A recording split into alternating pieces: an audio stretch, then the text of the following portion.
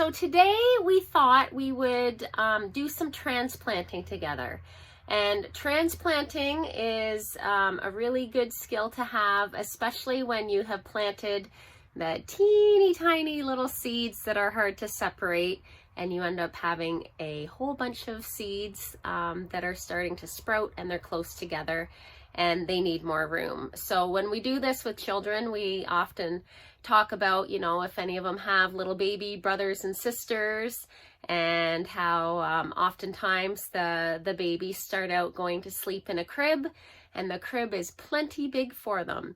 But as they start to grow, if we keep them in the crib, they get too crowded and they need room to stretch out. And so we often have conversations of whether they think that mommy and daddy would fit inside a crib.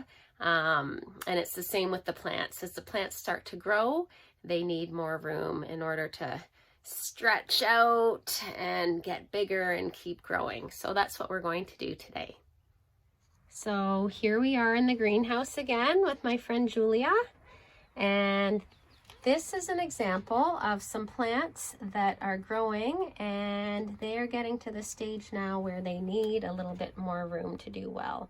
So these particular plants are little baby basil plants, and Julia is transplanting them right now. Julia, is there anything our friends at home should know about transplanting? Well, with basil, I've just stuck my finger in and dug it up. I dig a nice hole and make sure those roots are all touching the nice moist soil. And with the basil, I do it at exactly the same level that it was growing at. But then right here we have tomatoes, and these tomatoes are leggy. They're a bit on the tall side because they were not growing in the greenhouse. They were growing somewhere a bit darker.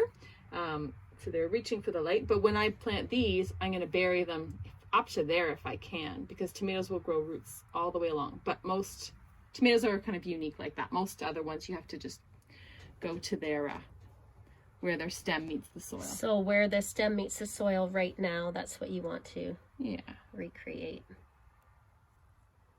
And you're being super gentle with them too, eh?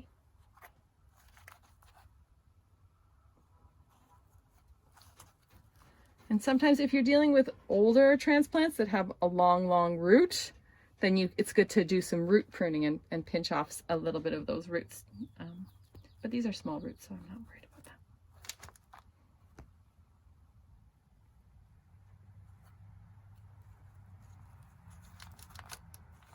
So these are sun sugar cherry tomatoes. They're the most delicious orange gold colored cherry tomatoes. Super sweet, super tasty.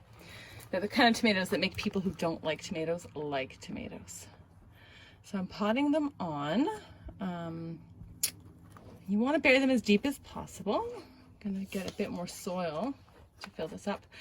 Tomatoes do this special thing where they grow roots all along the stem. So these got really long stems from being grown in my house in an overly shady location, not this lovely greenhouse. And now by burying them all the way up to their leaves, they'll be strong, beautiful plants.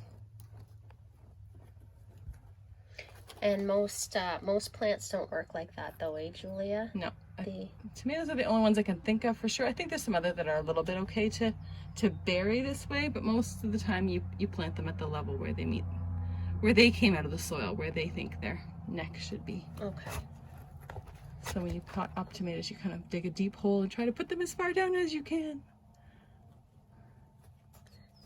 It's kind of cool that they have that special feature, eh? It's pretty awesome to watch the stems. Even on your growing tomatoes, you can see these interesting nodules coming out of the stems that are where it can root, and it can fold over and grow roots.